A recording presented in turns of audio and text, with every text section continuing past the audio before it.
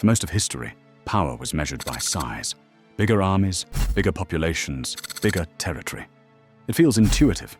The larger the country, the stronger the economy. But modern data tells a very different story. Some of the richest, most stable, and best-run countries on Earth are not giants.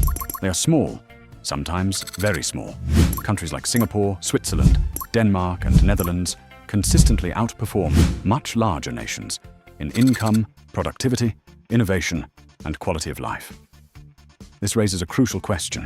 Why do small countries so often punch above their weight?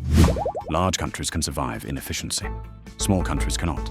When a nation has hundreds of millions of people and vast internal markets, mistakes are absorbed slowly.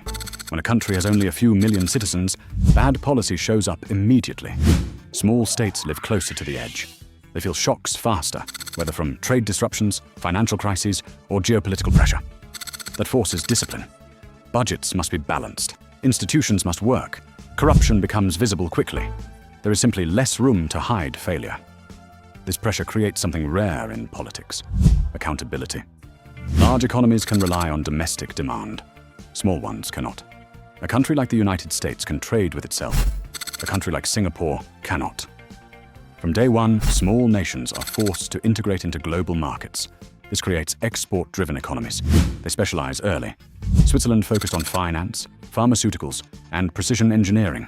The Netherlands became a logistics and trade hub. Denmark built global leaders in shipping, pharmaceuticals, and green energy.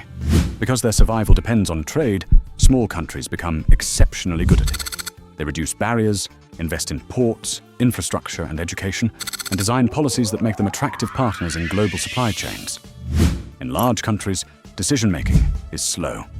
Policies pass through layers of bureaucracy, federal systems, regional governments, and polarized politics. Reform becomes painful and politically dangerous. Small countries move faster. Fewer veto points, shorter feedback loops.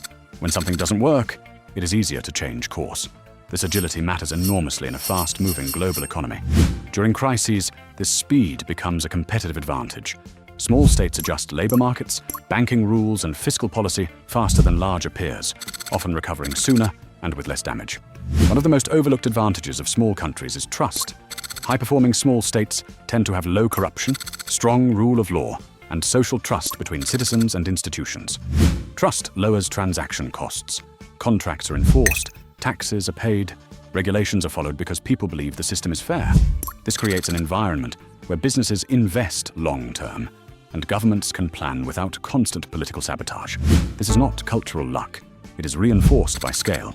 In smaller societies, institutions feel closer, failures are visible, and accountability is personal. Large countries often try to do everything. Small countries cannot. Instead, they specialize. And specialization creates excellence. Rather than competing broadly, small states dominate niches. They become indispensable in specific parts of the global economy. The Netherlands dominates agricultural technology. Switzerland dominates high-value manufacturing and finance. Singapore dominates logistics, finance, and trade arbitration.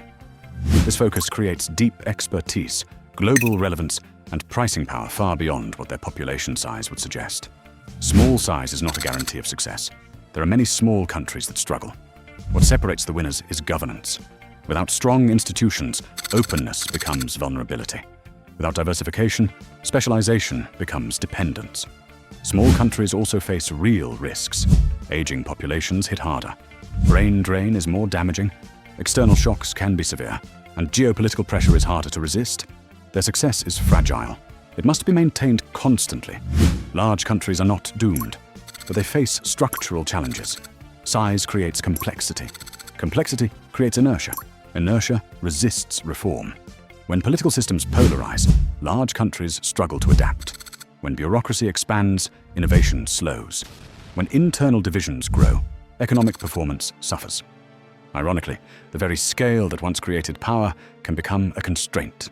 Small countries outperform not because they are small, but because they are forced to be smart. They cannot waste resources. They cannot ignore global markets. They cannot tolerate broken institutions. In a world where agility, trust, and specialization matter more than raw size, small countries have learned how to survive, and then how to thrive. The real lesson is not that small is better, The lesson is that discipline beats scale, and size alone is no longer power.